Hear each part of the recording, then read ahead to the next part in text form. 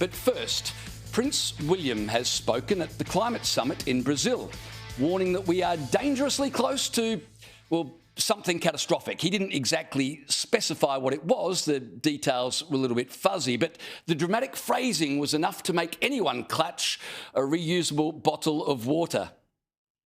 All of us here today understand that we are edging dangerously close to the Earth's critical tipping points, thresholds beyond which the natural systems we depend on may begin to unravel.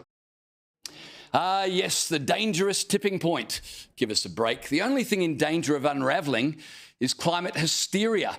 No one believes this stuff anymore, not even Prince William, I suspect. But just in case you were daydreaming through the start of his speech, he thoughtfully enumerated the apocalypse for us. The melting of polar ice, the loss of the Amazon, the disruption of ocean currents. These are not distant threats. They are fast approaching and will affect every one of us, no matter where we live. Hang on a second, did he mention the Amazon? The melting of polar ice, the loss of the Amazon.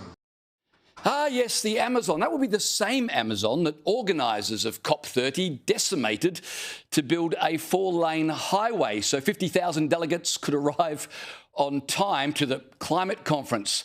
Yep, tons of thousands of acres of rainforest flattened to prevent traffic congestion so that the Prince could lecture the world on saving the rainforest. BBC drone footage confirms the absurdity. I tell you what, nothing says save the Amazon like carving a motorway straight through it.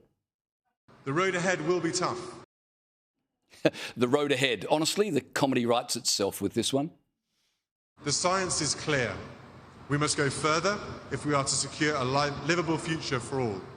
And we must go together. I'm honestly not sure if he's speaking metaphorically or if he's speaking about extending the 4-lane highway through whatever remains of the rainforest so we can all travel together. But it gets better. We must ask ourselves, what legacy do we wish to leave? Because the impact of all our choices will be felt by us all around the world. Ah, yes, what legacy will we leave?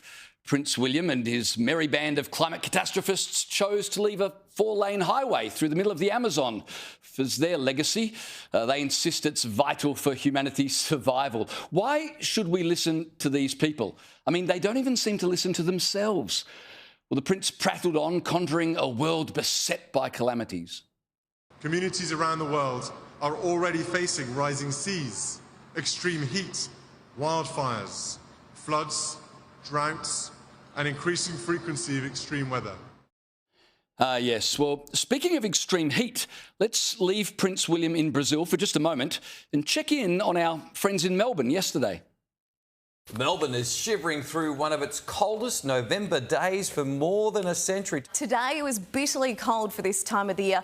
In fact, we are on track for our coldest November day since 1913. I guess that's why Prince William adds the phrase extreme weather to his list of climate change symptoms. It's a good, cover-all. And what climate speech would be complete without romanticising Indigenous cultures? True climate leadership means listening to those who have lived in harmony with nature and empowering them as stewards of the planet's most precious ecosystems. Now, he means by living in harmony with nature, not possessing plumbing, electricity or transportation. It amazes me how elites pretend Indigenous tribes have some special knowledge because they never developed the Industrial Revolution. But he doesn't really mean it. Amazonian tribes, the ones true climate leadership demands they are listened to, were ignored when they objected to a 4-lane motorway being cut through the forest. Let us build a future where Indigenous people and local communities are recognised as global climate leaders, where their rights are protected, their voices heard, and their knowledge respected as vital to the health of our planet. We need to recognise Indigenous people as global climate leaders. I mean, first, what is a global climate leader? And second, what qualifies an Indigenous person to be a global climate leader, apart from the fact that they never thought to industrialise? It's mindless drivel wrapped in the language of moral authority, and it sounds very impressive provided you don't think too hard. Let us honour the leadership of those who have long protected the planet, Indigenous peoples and local communities. It's a bit of a stretch to credit ancient Indigenous communities with having long protected the planet, isn't it? Were ancient cultures protecting the planet, or were they just ignorant of modern science? It's amazing that a prince flies thousands of miles on a luxury jet and then travels on a 4-lane highway built especially through the Amazonian jungle so he can stand in an air-conditioned venue before 50,000 people who all did the same and demonise his own civilization for allowing him to do it.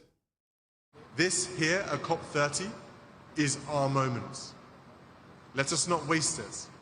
Our children and grandchildren are watching and hoping. Oh, we're watching all right, and we don't believe a bit of it.